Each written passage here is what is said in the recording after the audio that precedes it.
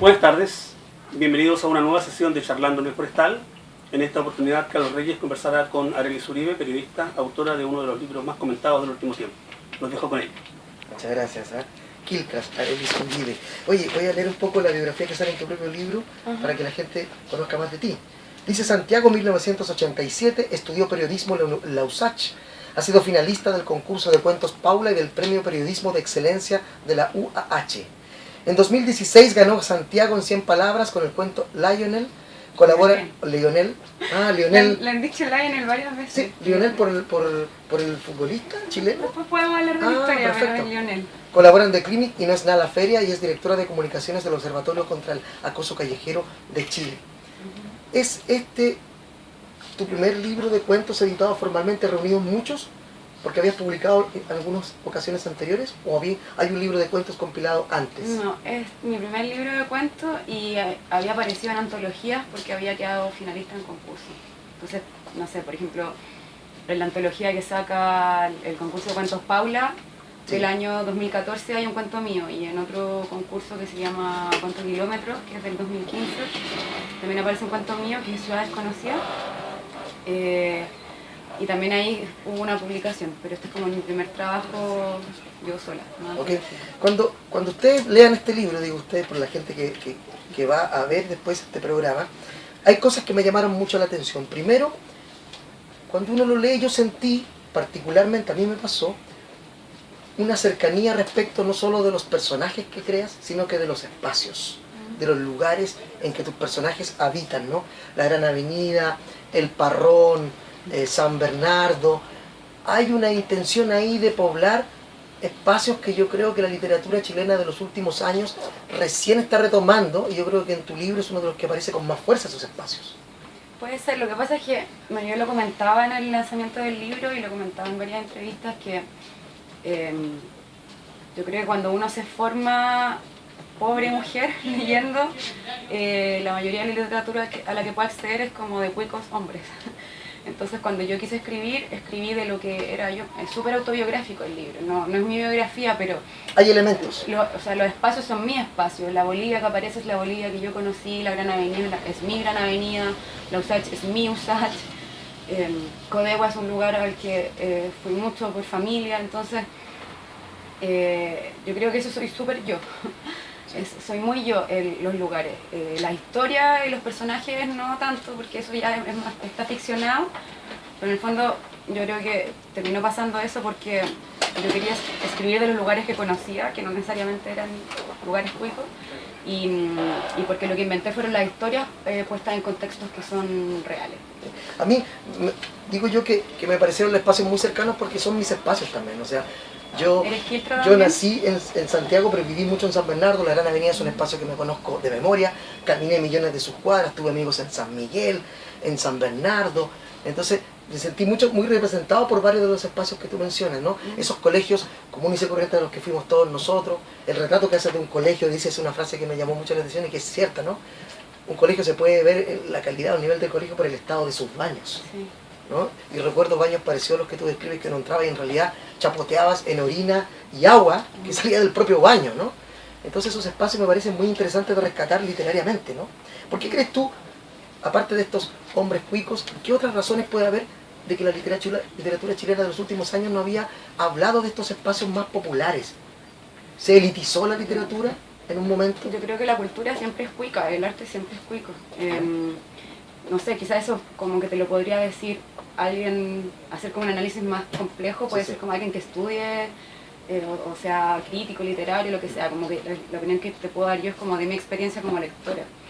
Y mi experiencia como lectora es que las primeras veces que me acerqué a la literatura era o en el colegio con libros que, no sé, como que te hacían aprenderte de memoria los poemas de Neruda, y era como muy difícil entender cuál era la belleza detrás de la obra de Neruda o de Gabriela Mistral, o la obra política de Gabriela Mistral.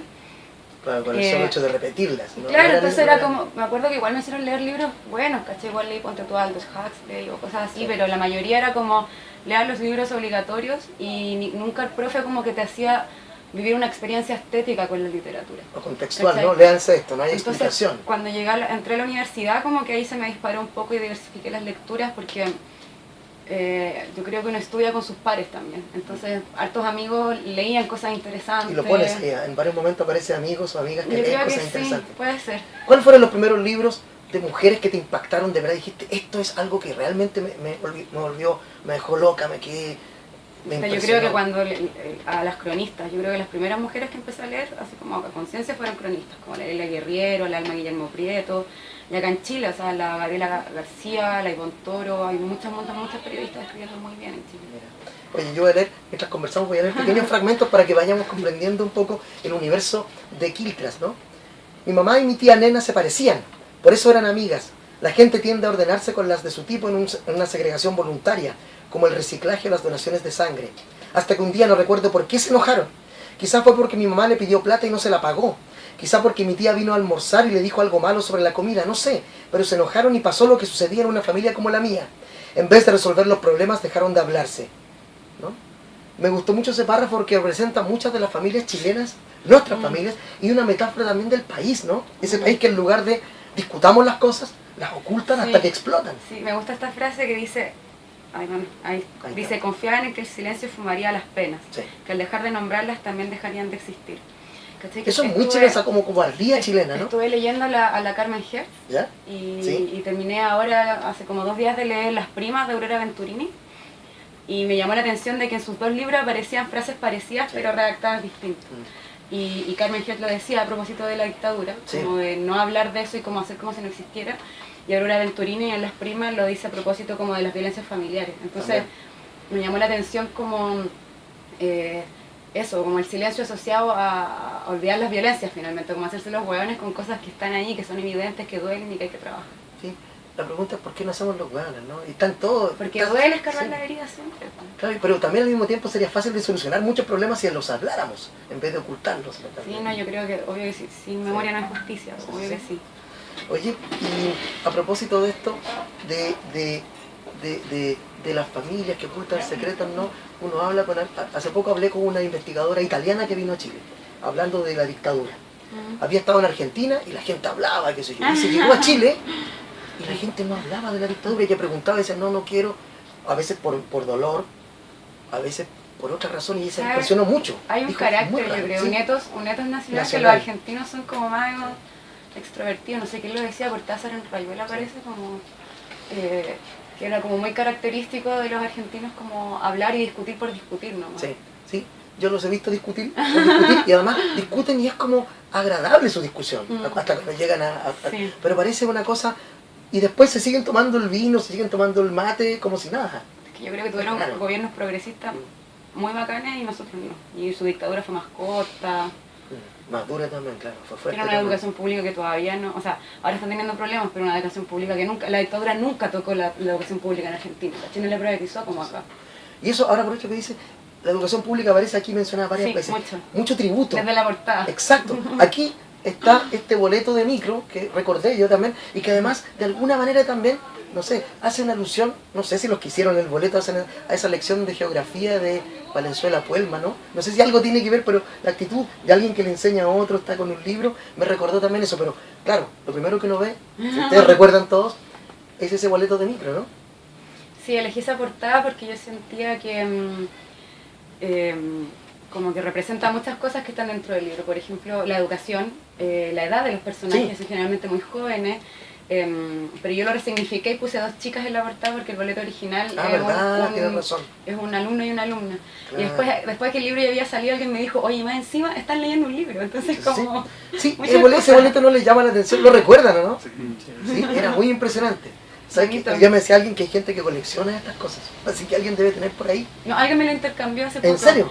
Sí, qué bueno. Me cambió un libro por un boleto. Oh, mi libro por un boleto, sí. Claro. Mi reino por un boleto, yo quiero también un boleto.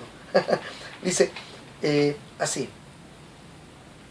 Seguimos recorriendo y entramos al mercado. Comimos una especie de cazuela. Nos costó como 500 pesos chilenos. Ni en la universidad habíamos comido tan barato. Caminamos para bajar el almuerzo. En la calle vimos chicos con el rostro encapuchado que lustraban zapatos. Vimos mujeres indígenas cargando a sus hijos en sus hombros como canguros hembra que evolucionaron para acarrear y proteger a sus crías por más tiempo.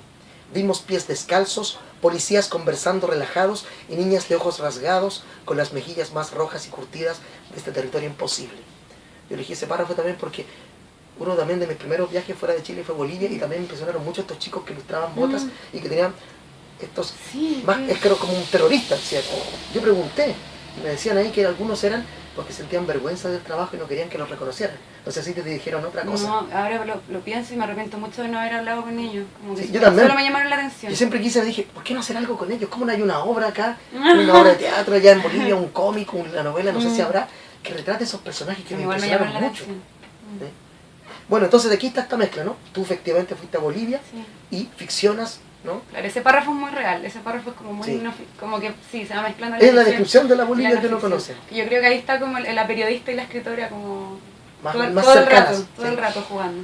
Oye, otra cosa, primero ya vimos los espacios reconocibles, la educación pública que está aquí en el libro, y tus personajes femeninos también, ¿no? Muy jóvenes todos, que yo sentí que tus personajes no eran ni depresivos ni terribles. Es una cosa que a veces la literatura marca eso como que terrible, ¿no? La drama de los personajes, los tuyos son gente que quiere vivir, gente que se hace preguntas, ¿cierto? Gente que se equivoca, que está experimentando con la vida.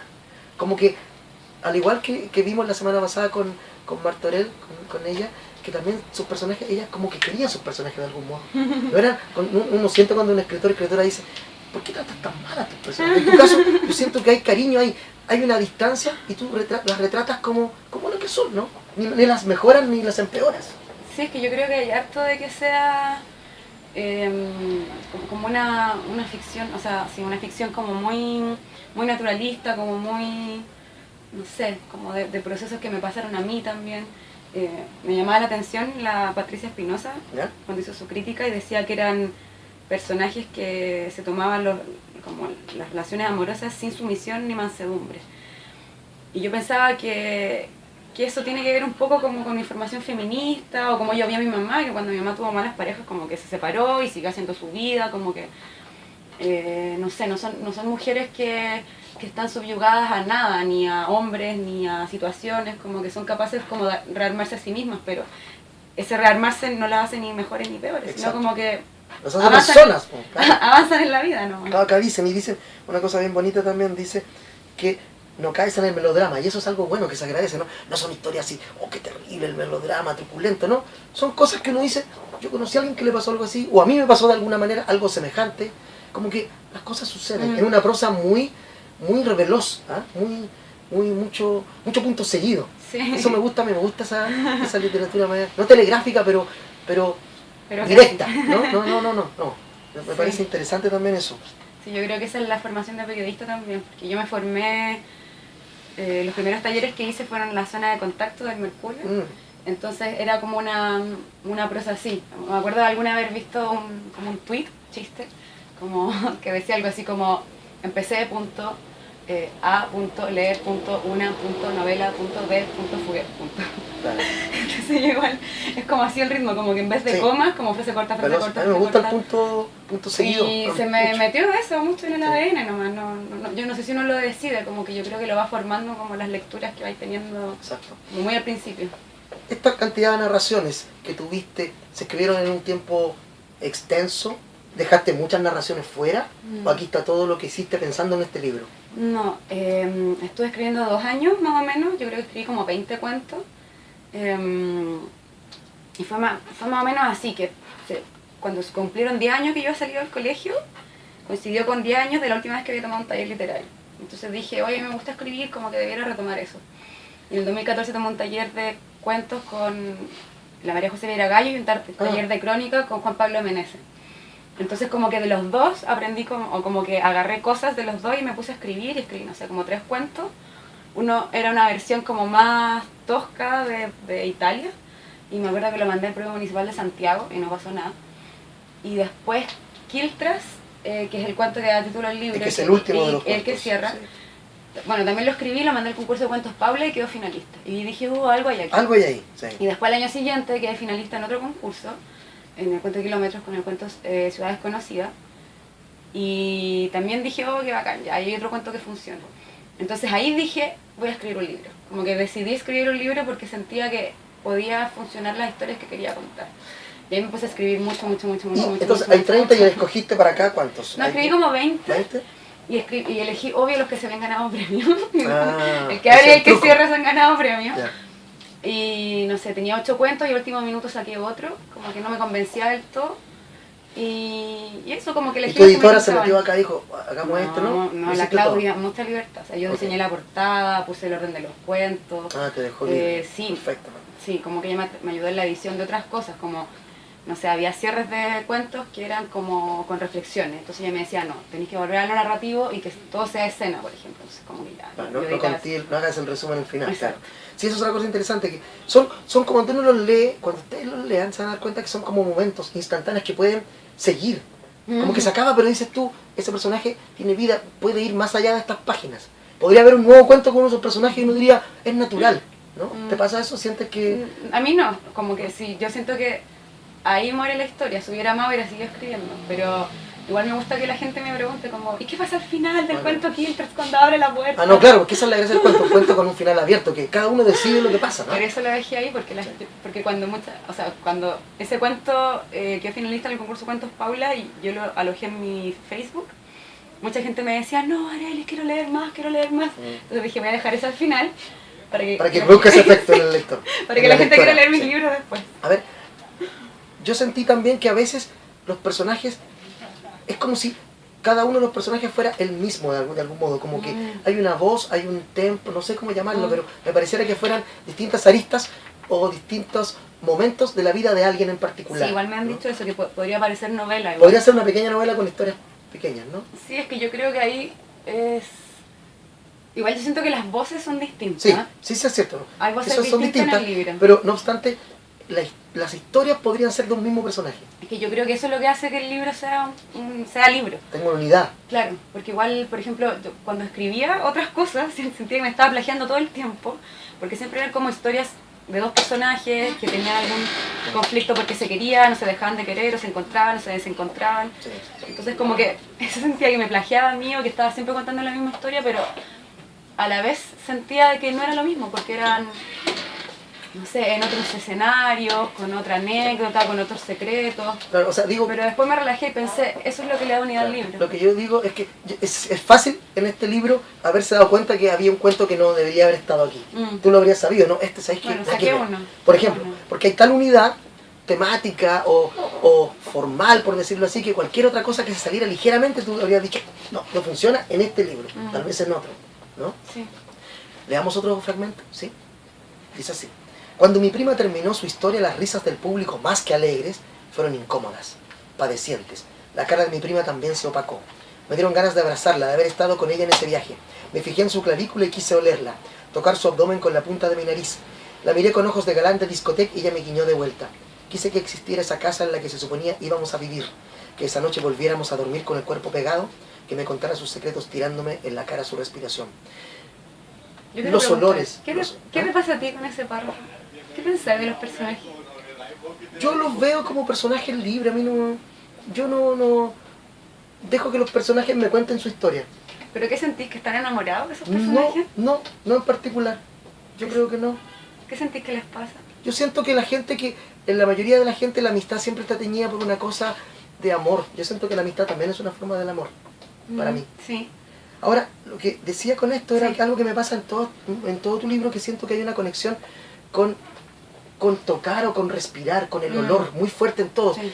O esta frase que repites varias veces en el libro, que es el cuerpo pegado, la idea de estar pegado o pegada a otro, y la cosa como del sudor. Hay mucho de esa cosa física, que es Sí. interesante también.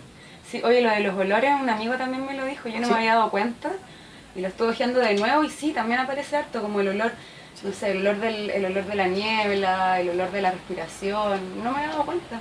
Y ahora te devuelvo la misma pregunta que me hiciste con ese párrafo. ¿Mm? ¿Y tú qué pensáis que les pasa Están también? enamoradísimos, Están enamoradas, sí, mira. po. Porque en otros puede ser, pero es que para mí, yo siento que siempre cuando uno establece relaciones con otros, siempre hay amor. O más Vaya. sexual, o menos erótico, o otro tipo. Pero siempre hay una cosa, y el amor para mí es Sí, una cosa yo- bien concreta, ¿no? Yo- Esa cosa sí. volada, Yo ¿cachai? igual creo que la amistad siempre tiene algo Sí. de homoerótico. Sí, por supuesto, siempre.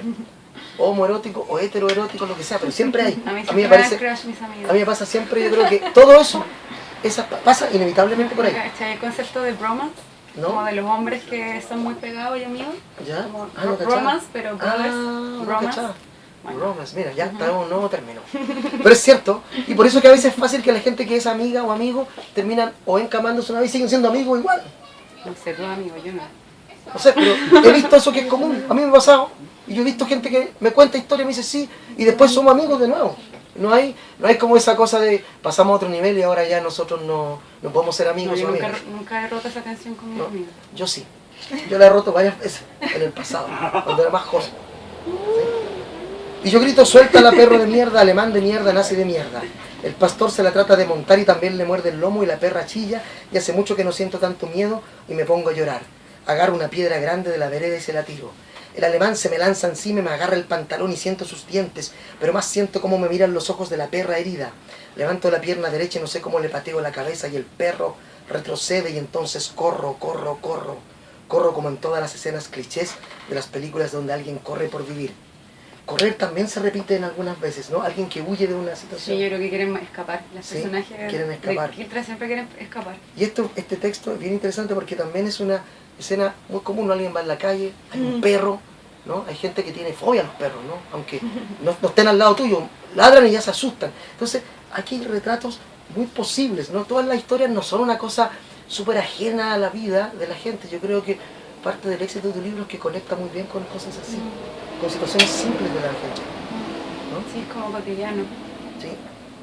Si ese cuento del perrito, yo creo que era el que menos, o quizás es todavía, no sé, de los que menos me convence del libro, pero mucha gente le gusta mucho y como que de verdad a mí me sorprende que les guste tanto y harta gente me dice, ay, es que los perritos, yo me llevaría a todos los perritos para mi casa. Porque claro, se confunde con la cosa de... Pero es interesante aquí porque también hay una cosa como... una cosa de violencia ahí del perro, ¿no? Sí. De los perros, no sé. La idea de, bueno, Kiltras, la idea de todo esto, este perro, esta perra callejera, ¿no? Que vive en su propia vida, ¿no? Es interesante eso como unidad también. A mí lo que me gusta de ese cuento, o como cuál es la propuesta política que tenía, es que no porque tú, no sé, lo pasís mal, significa que vayas a ser buena persona. Entonces, bueno, eso lo dice Spiegelman en Maus a propósito de su papá, que después de haber pasado por Auschwitz igual era racista. Claro, y era el cliché del judío, era como todo lo que Sí. la gente dice del judío, su papá era así. Muy terrible, pues, Sí. bueno, pero era un huevo muy hábil, por algo sobrevivió a Auschwitz. Y bueno, en el cuento, en Bestias, y por eso se llama Bestias, porque la niña quiere rescatar a un perrito, pero en el pasado igual tuvo un perro y lo obligó a estar con ella, y como que, no sé, súper facho también encuentro yo, así como la definición de la violencia es someter la voluntad de otra persona. Claro. Entonces, en El ese poder, cuento eso claro. pasa. El poder, claro, el poder es someter siempre. Claro, Sí. ese es el parece el placer que tienen los que ejercen el poder, someter a todos los demás a su propio albedrío, ¿no? Ese año también empezamos a escribirnos cartas a mano. Convencí a mis papás de que me carteaba con una compañera del internado que vivía en Valdivia. En los sobres el Javier me adjuntaba fotocopias de las revistas que leía, con entrevistas de Tom York o los poemas de Patti Smith. Al reverso de las hojas escribía sobre nosotros con letra imprenta y lápiz pasta azul. Me gustaba leerlo. Sus palabras me dejaban la misma sensación rica que encontraba en algunos libros. En ese tiempo recién empecé a cuestionarme que nunca nos hubiéramos visto. Sí, ese cuento es terrible, parece. Sí, bueno, habla de Google, Pirate Bay, ¿no? Cosas, ¿no? Faltó el Fotolog para que fuera más antiguo incluso. Y habla describe ella en un momento bien interesante esas famosas conexiones de internet antiguas que uno tenía que conectarse rápidamente, escribir el correo antes, meterse a internet, Sí. conectarse con el teléfono, copiar la cosa para ahorrar dinero, ¿no? Sí, muy generacionales. Sí, muy, muy generacional. Es cierto, ¿te parece que la gente piensa que es un cuento muy terrible? Lo que pasa es que al final hay gente, es como una situación extrema y se puede empatizar con uno de los dos personajes, con la protagonista que en el fondo es engañada, se puede decir, por un amor de internet. Y hay gente que empatiza con ella, pues, y muchas amigas me han dicho como, ay, weona, yo hubiera hecho lo mismo, me voy corriendo, como, te mintió, no sé, como muy así de cuando, no sé, como del rumpi, como cuando le conté así como un drama amoroso. Y nada, pues mis amigas siempre me dicen como, yo hubiera hecho lo mismo que tú, bueno, yo no soy yo, pero bueno, hubiera hecho lo mismo que el personaje. Y otra gente me dice como, no, yo empatizo con el hueón porque yo soy un hueón feo y también me hubieran dejado plantado. Entonces, Bueno, yo como... soy un guan feo, por ejemplo. Y me gustó el cuento, pero ¿sabéis lo que es interesante del cuento? Es que tu historia, al revés de otra, que es una historia que a veces uno podría escuchar, y es una historia bien fome, pero en realidad en tu cuento logra cierta cosa épica de alguna manera, una épica cotidiana, que es bien terrible para algunos, como tú dices, y para otros dice, oye, yo habría hecho lo mismo. Me llamó la atención porque esta historia podría haber naufragado fácilmente, y no lo hace porque son personajes como posibles, y justamente la disyuntiva del cuento es con quién chuta. ¿Ella fue mala onda o el mala onda es el tipo? Entonces la gente podría dubitar ahí.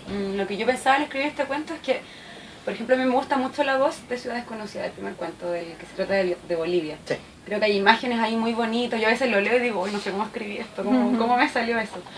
Y este cuento tiene una voz como más rústica, no sé, no tiene mucha poesía, bien descriptivo, no sé, no es una voz tan poética, por decirlo de alguna forma, sí.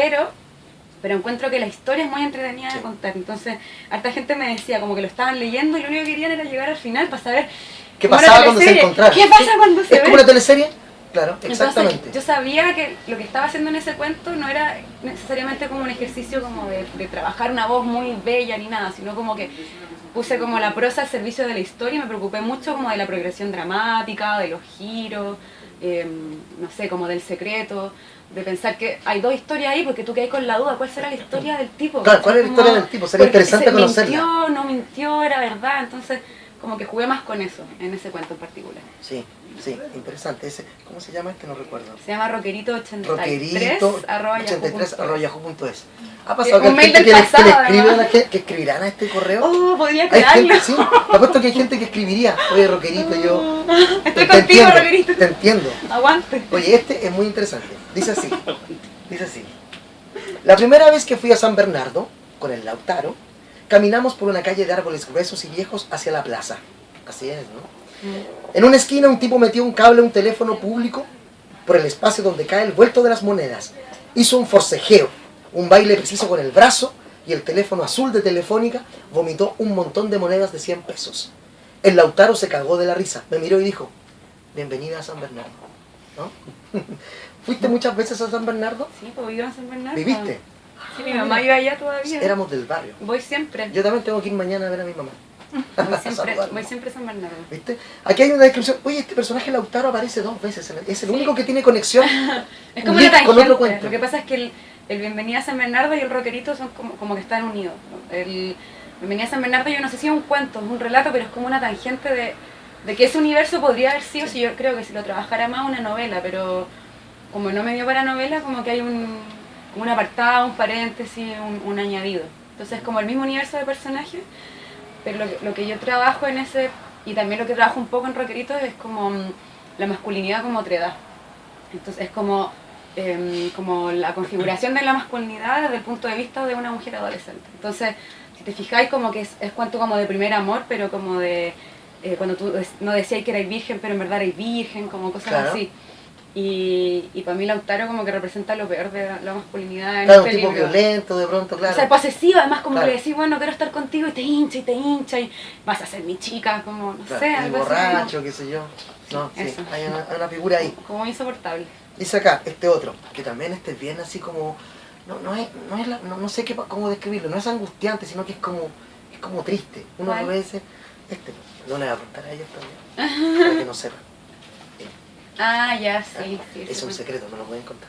Leamos, dice así, cortito, estoy leyendo párrafos cortitos para que se despierte su interés. Dice así, llegamos al pabellón de tercero medio y la directora golpeó la puerta y abrió sin esperar respuesta. Entramos a una sala de clases con 10 estudiantes. No eran más, tengo la certeza. En esa época se esfumaba la matrícula de los colegios públicos. Había más mujeres que hombres. Eran adolescentes y estaban sentadas frente a unos equipos que eran la versión más primigenia y aparatosa de un computador. Las pantallas parecían microondas y los procesadores maletas de viaje. En las pantallas se veía una hoja de Word en blanco. ¿No? Ahí está un retrato bien así como, digamos, ¿cómo llamarlo? Muy fuerte de algunos lugares de educación pública, muy pobres, ¿no? Yo creo que de todos los colegios públicos que no son emblemáticos, probablemente. Claro, puede ser. Entonces, aquí hay un retrato de un esfuerzo de un colegio que quieres, ¿no? Y una chica que va ahí a entrevistar al profesor, a la directora. Sí, ese cuento yo creo que debe tener 2 elementos de ficción y nada más. Yo trabajo en una fundación con temas de educación y me tocó viajar a colegios de Chile. Y ese viaje es muy ese viaje. O sea, yo iba a eso, yo iba a reportear un kiosco, no soy asistente social. Sí. Me impresionó mucho también eso. De ese mismo universo salió Lionel, que es el cuento de Santiago sin palabras, que es como un colegio que le enseña a jóvenes los prepara para ser contadores o administradores de empresas en pueblos donde de verdad no hay nada. Hay nada. bombas de benzina o hay un supermercado, porque todos los años se titulan 20, 30 personas con título de administración de empresas y no tienen nada que hacer con ese título en el lugar donde viven. Se meten en los milicos, trabajan de temporeros, o sea, ¿qué chucha estudian eso si no sirve para nada? A mí eso me pone muy mal, así como todo lo absurdo de la educación chilena es como bien terrible.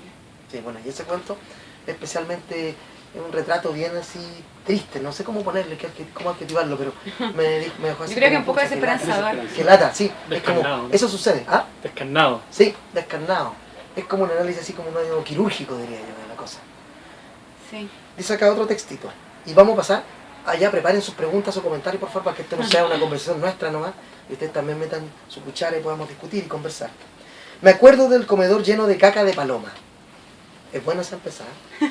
Ya me gustó el cuento solo por eso ahí. Dice. Me acuerdo de las manchas, eran como la mezcla de blanco y gris en la paleta de un pintor, pero secas y poniéndose verde oscuro, fosilizándose en el techo, en el suelo, en las ventanas, en la mesa al lado de nuestros tuppers con arroz con huevo o con porotos con rienda, calentados en el único microondas del casino.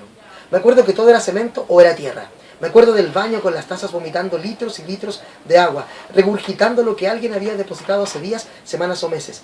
Me acuerdo que había que entrar al baño aguantando la respiración o respirando por la boca.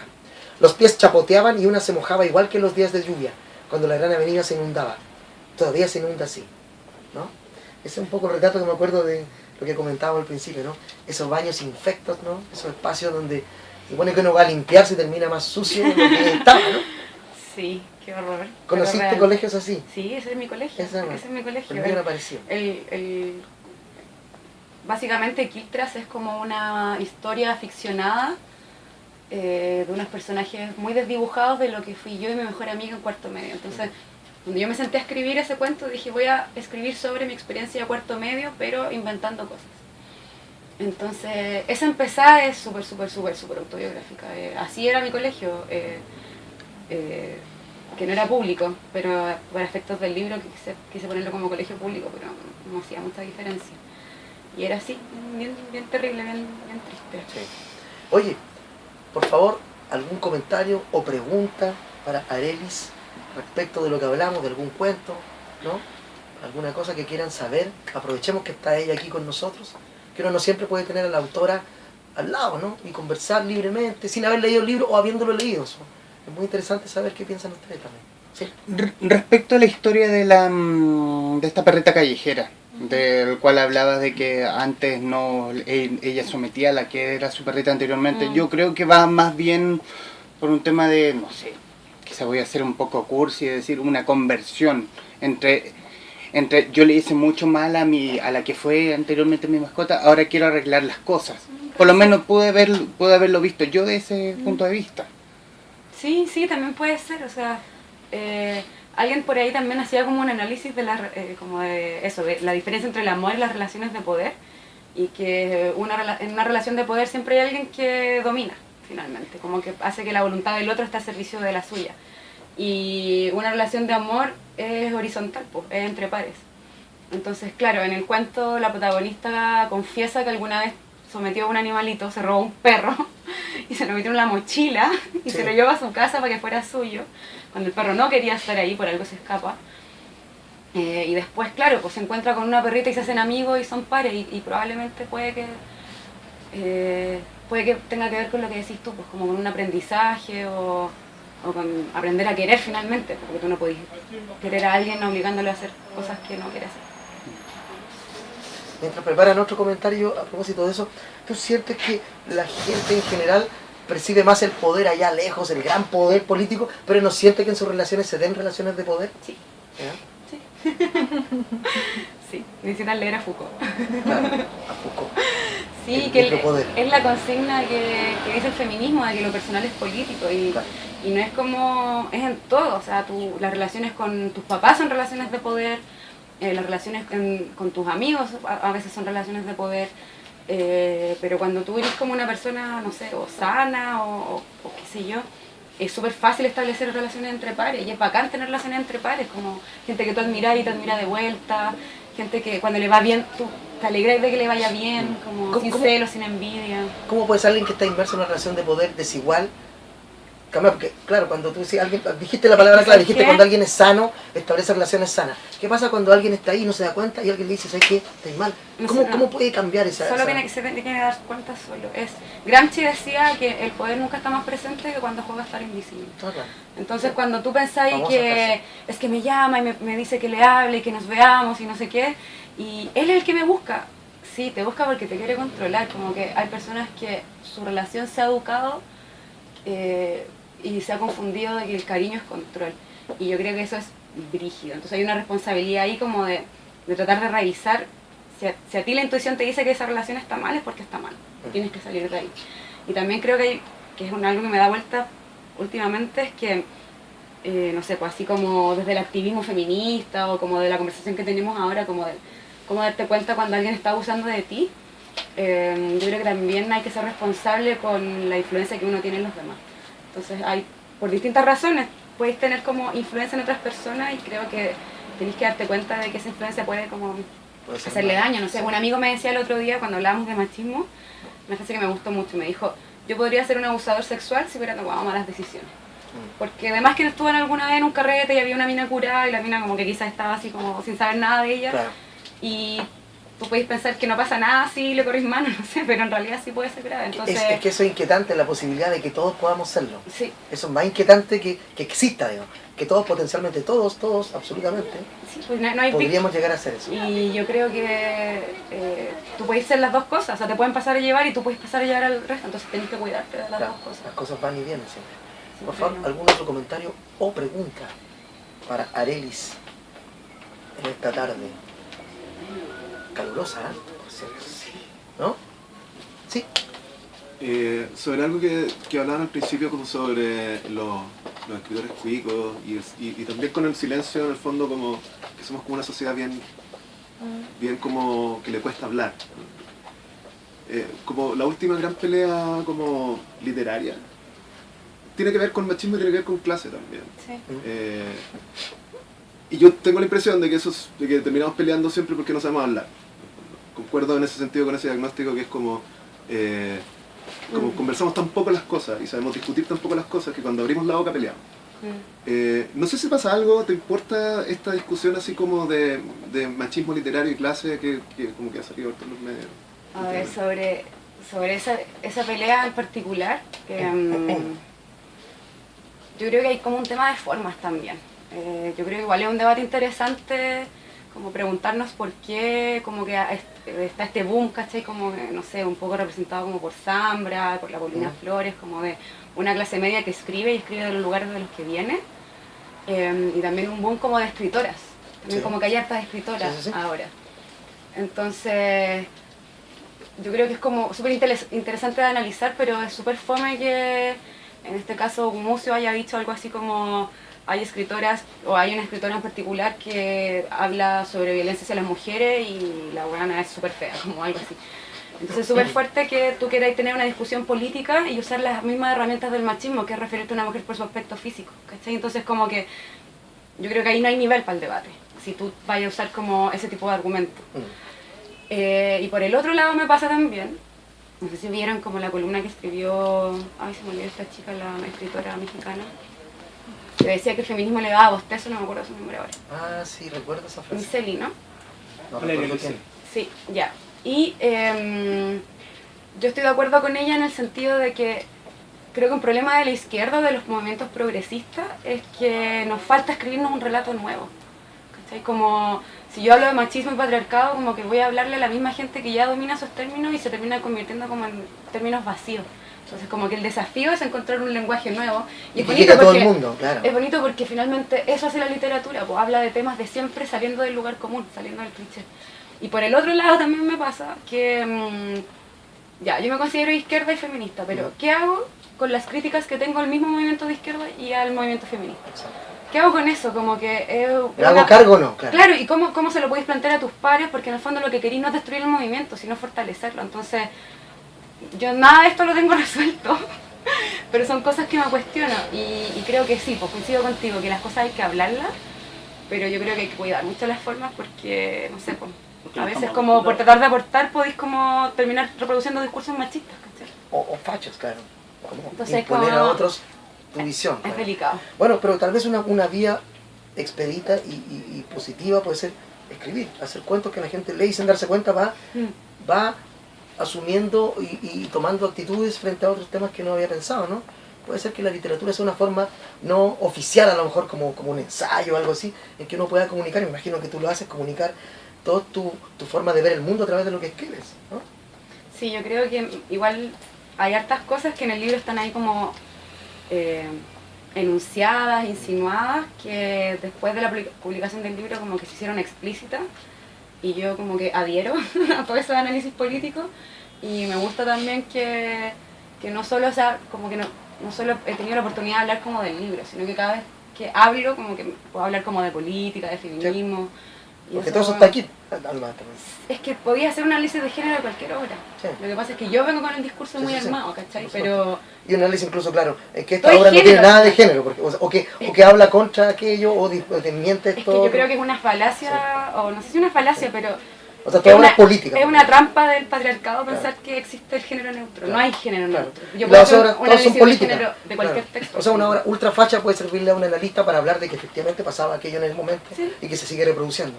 O sea, toda obra es política, toda obra tiene una posición tomada. Sí, es que Nadie depende- habla de la ingenuidad. Depende de quién la lea también. Claro, por eso, hay lecturas múltiples. Ujú. Y uno puede contribuir a esas lecturas desde su posición, digamos, desde donde sea. De acá nosotros en estas charlas que hacemos, tú en tus libros, la gente acá que viene, opina, qué sé yo, una forma de activar esos pensamientos y convertirlos en viralizarlos tal vez, en discutir esas cosas.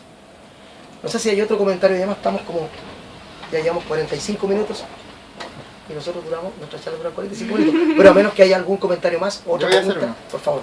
Quería preguntarte, Arolas, Bueno, sea. hola, ¿cuánto hay de... o no es cuánto hay? ¿Cómo influyó el periodismo en tu literatura de ficción? Yo lo primero que te leí fue una crónica, que ahora que lo pienso perfectamente engancha un poco con la temática que hay en los cuentos, no sé si particularmente en un tema, pero sí tiene aspectos de clase o de género que también deja ver el libro. Entonces mi pregunta es, en ese caso, ¿por qué por ejemplo esa no fue un cuento? Y también, ¿cómo también la veis tú la relación entre no ficción y ficción? Siendo que tu formación es de periodista y desde ahí mutaste a la Sí. literatura. Que yo siempre quise ser periodista, no quería ser escritora. Pero como yo creo que nunca trabajé como en un diario, nunca como que agarré la disciplina de estar reporteando y como vaciarme rápidamente de las cosas que reporteaba, ¿cachai? Entonces tengo yo creo que en el cajón, en este momento, 2 o 3 historias como la de la cazadora, de Facebook, que es el texto al que te refieres, que es una crónica, de los que me gustaría escribir y que reporteé y que a veces, siempre que me entrevistan como que me dan ganas de hablar porque siento que son como bombas, pero me contengo. Y no sé cómo escribirlo para que sea un reportaje de crónica, ¿cachai? Me cuesta mucho. Entonces creo que algún día voy a escribir de eso y voy a terminar escribiendo de eso como un cuento probablemente. Y del texto al que te refieres tú, porque ese texto terminó siendo crónica y no cuento, porque era un momento en el que yo quería escribir crónicas y reportajes y tomé un taller con Juan Pablo Meneses y en el taller se trabajaba crónica. Yo llevé ese tema, dije que tenía este tema guardado hace como 3 años y ahí Juan Pablo Meneses fue muy generoso y mucha gente en el taller me ayudó a que esa crónica saliera adelante y la trabajé 1 año. Entonces para mí escribir periodismo me cuesta mucho, o sea, lo hago, pero me desangro mucho, como que me cuesta, no es algo que se me dé fácil. Ese acá? texto me lo editaron. Acá no es tan difícil. Yo creo que es más fácil para mí mira. escribir ficción. Creo que es que soy muy mentirosa. Entonces el periodismo no podéis cruzar a los personajes, no podéis inventarles cosas, como Claro. que tiene que ser nomás. Y eso a veces me cuesta porque a veces quisiera que hubiera como aspectos de belleza que meterle así como a la fuerza y no se puede. Tú podés crear, pero no inventar en el Sí. periodismo. A propósito, y una cosa que nos dije antes, que yo siento que tú con pocas líneas podés pintar un personaje con una cierta psicología muy rápidamente, eso es bien interesante también.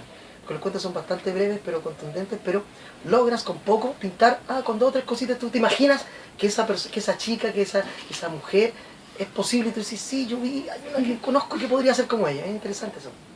¿Alguna otra pregunta, amigos, amigas, antes de concluir? ¿No? Bueno, yo quiero agradecerte que hayas estado con nosotros hoy día.